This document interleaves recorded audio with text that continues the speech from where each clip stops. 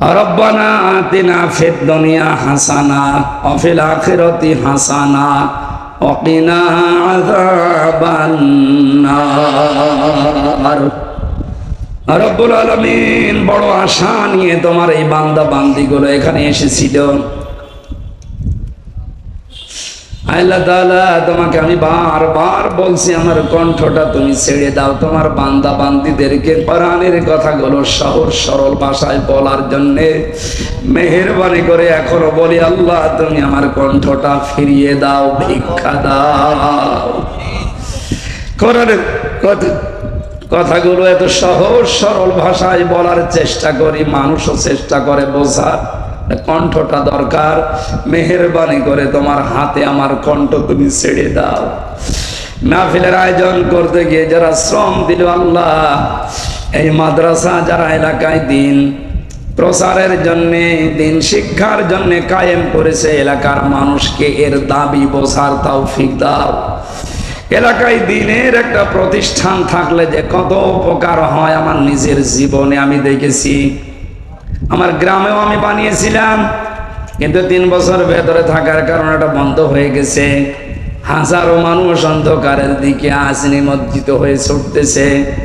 তোমার কোরআনে কারিমে এর নবীর হাদিসের এই প্রতিষ্ঠানটা এখানে থাকার কারণে হাজারো মানুষ আলোর সন্ধান পাচ্ছে। এলাকার মানুষকে এটা বোঝার মতো ক্ষমতা তৌফিক দান করো আল্লাহ। নিজের একটা সন্তানের মতো যেন এই মাদ্রাসাকে তারা মনে করে, নিজের একটা পরিবারের সদস্যর মতো যেন তারা এটা দাম দেয়, দেখে শুনে রাখে, সেরকম মন মানসিকতা এলাকার মানুষের ভেতরে পয়দা করে দাও। আল্লাহ আমার কণ্ঠের জন্য আবার দোয়া করছি, আল্লাহ তুমি আমার কণ্ঠটা ফিরিয়ে দাও। লা ইলাহা ইল্লা আনতা সুবহানাক ইন্নী কুনতু মিনাজ জালিমিন। আল্লাহ তাআলা গাজীপুরের এই জেলখানা, কাশিমপুরের এই কেন্দ্রীয় কারাগার 4টা সহ বাংলার জেলখানায় যত মানুষ বিনা কারণে বিনা অপরাধে জেলে বসতেছে, আল্লাহ তাদের মুক্তির ব্যবস্থা করে দাও। অপরাধ করে যারা গেছে তাদের সংশোধন হয়ে মুক্ত জীবনে আবার ফিরিয়ে দাও। আল্লাহ জেলখানা হচ্ছে দুনিয়ার জাহান্নাম, মেহেরবানি করে এখান থেকে তুমি আমাদেরকে বাঁচাও। আজকের মাহফিলে যে মা বোনেরা এসেছে এদেরকে খাদিজার মতো আয়েশার মতো বানাও। এ মাহফিলে অনেকেই দোয়া চেয়েছে আল্লাহ।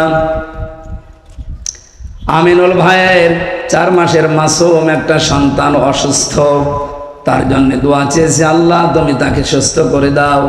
প্রধান অতিথি দবির সরকার তার মরহুম বাবার জন্য দোয়া চেয়েছে, তিনি সন্তানের ওসিলায় হলেও বাবাকে ক্ষমা করে দাও।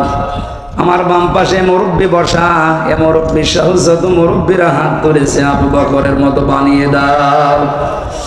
বারাকাল্লাহু লানা ওয়া লাকুম ফিল কোরআনিল আযীম। কখন কার ডাক চলে আসে জানি না। কাশিমপুরের এই বাজারে কার কাফনের কাপড় এসে গড়াগড়ি করছে আমরা তাও জানি না। ওই সাদা কাপড় চড়ানোর আগে আল্লাহ তুমি আমাদেরকে খাঁটি হওয়ার তৌফিক দাও। তোমার সাথে যে অঙ্গীকার গুলো আছে কোরআনে কারিমের সূরা রদের 19 থেকে 24 নম্বর আয়াত আমাদের জীবনে সেট করে দাও। বারাকাল্লাহু লানা ওয়া লাকুম ফিল কোরআনিল আযীম। যখনই মরণ আসবে যেন পড়তে পারি লা ইলাহা ইল্লাল্লাহু মুহাম্মাদুর রাসূলুল্লাহ।